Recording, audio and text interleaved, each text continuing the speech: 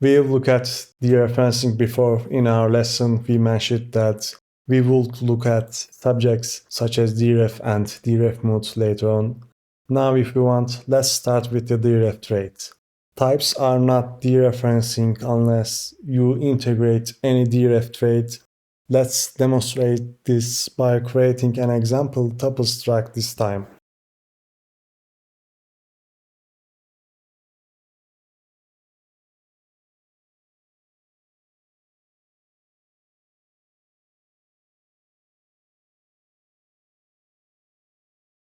The reason for our error is that this type does not have any dereferencing features.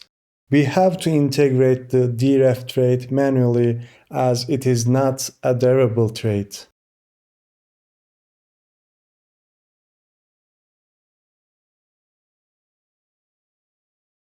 Here we specify which type it should return when dereferencing. Let's continue by creating the deref function.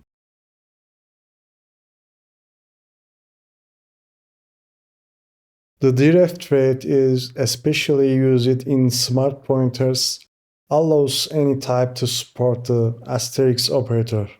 See you in the next lesson.